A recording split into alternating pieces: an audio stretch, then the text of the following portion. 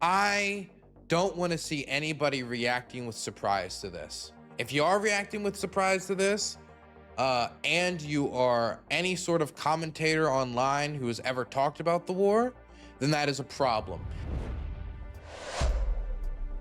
If you're somebody who has just woken out of a coma and you thought the president of Russia was Yeltsin or something, maybe you can act with some surprise. But for anybody who's been paying attention, this is Putin returning to his roots now that he feels confident, now that he feels that he's winning, now that he feels that the United States is not interested in supporting Ukraine anymore. This is him going back to his roots.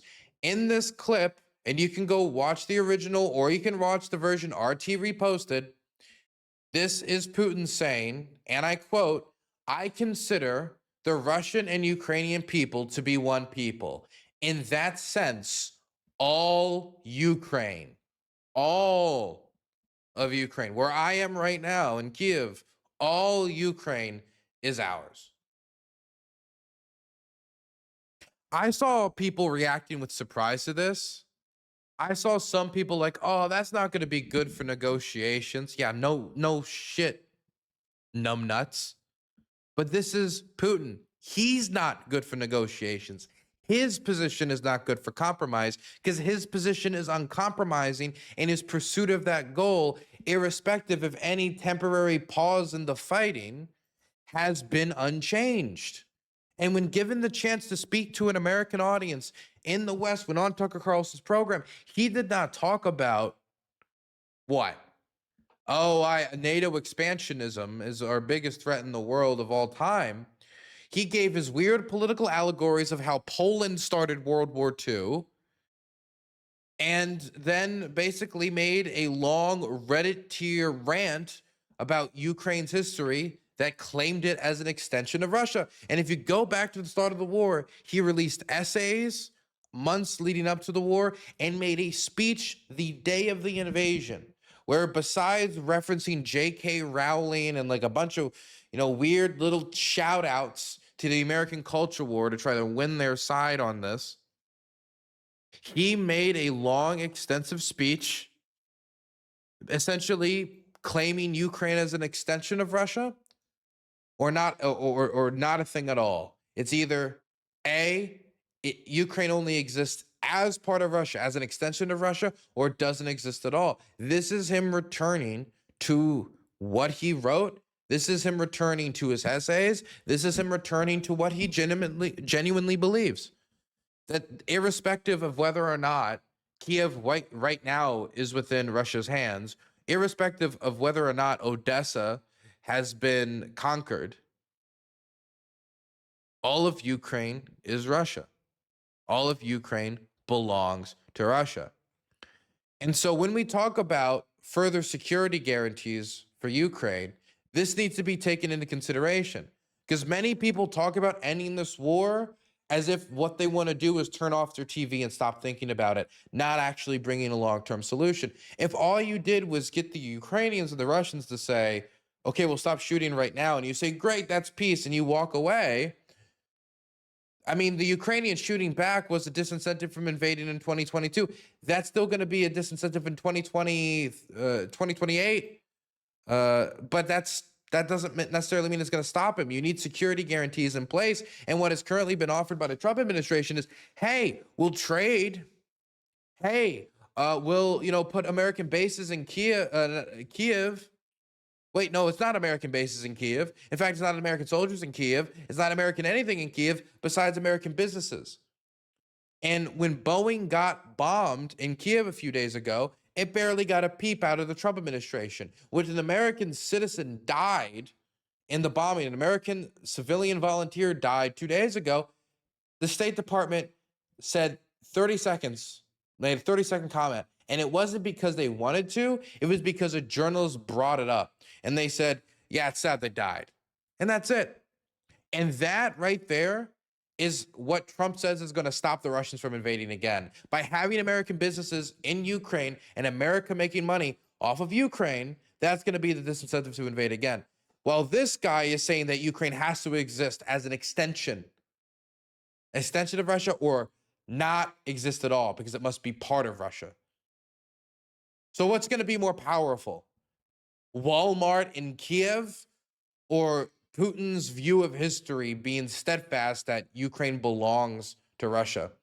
Also in this speech, he was quoted as saying that all of Ukraine is ours, and we have an old rule. Wherever a Russian soldier steps, it is ours. Here is the audio of that. Что считаю русский и украинский народ одним народом на самом деле. В этом смысле вся Украина наша.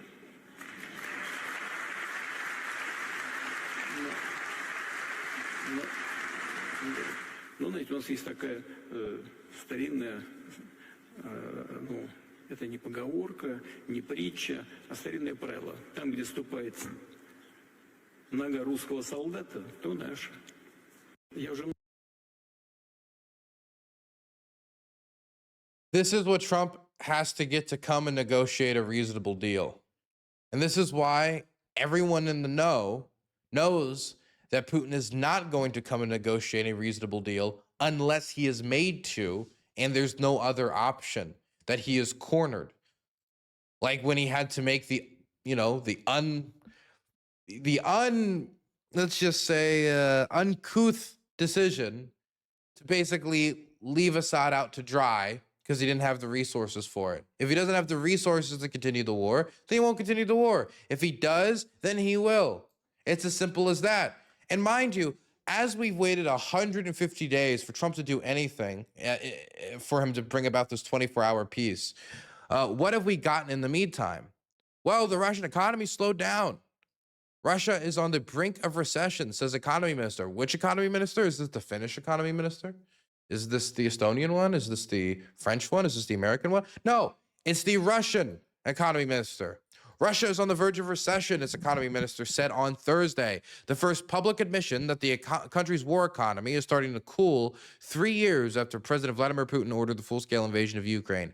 Maxim said at the president's flagship economic conference, this is an economic conference to try to encourage investment in Russia, and in St. Petersburg, and he says, the numbers show the economy is cooling off. Hey, everybody, come invest in Russia. Let me just tell you, yeah, we're entering a recession, but all our numbers are a rearview mirror. Judging by business sentiment at the moment, we're basically already on the brink of falling into a recession.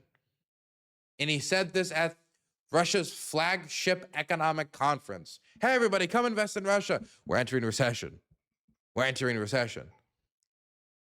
Right now in the Senate, 85 co-sponsors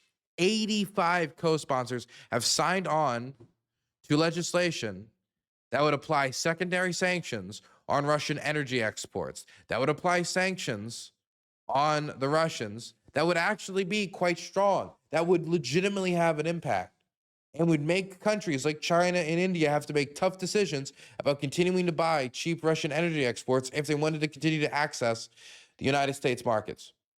Trump has gone out of his way to undermine that legislation after being the one on the campaign trail to call for secondary sanctions. He's now the one going to Lindsey Graham, one of the Senate, one of the people who put forward this legislation in the Senate, and asking him to weaken it, asking him to make it less tough for the Russians as Trump continues to delay it. And last word was that we weren't going to get any action on Ukraine until next month, that they continue to delay it. Remember, 24 hours after he said before the war, then 100 days, then 2 weeks, then 2 weeks, then 2 weeks. And now it's been kicked all the way into July. When in July? Just sometime in July. Maybe we'll get a view back on it. But as this war, which, I mean, I don't know what you want to call this, airstrike, intervention, war, choose the geopolitical term of your choosing. As this bombing campaign goes underway, how much resources is this going to divert into the Middle East? It's already diverted 20,000 drone interceptors. It's already diverted quite a significant amount. So the longer this war goes on, the more of an excuse Trump's going to be able to use media attention and the continuation of this war to drag away his inaction on the other war. The guy who's supposed to end the forever wars, the slayer of forever wars president, he is a forever war president. I mean, he's going out, not ending the war in Ukraine. He's going out, bombing the Iranians directly.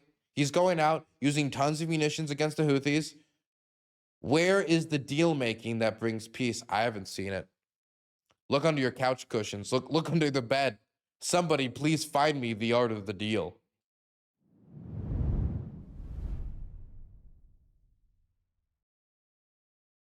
At a certain point, loyalties have to be questioned.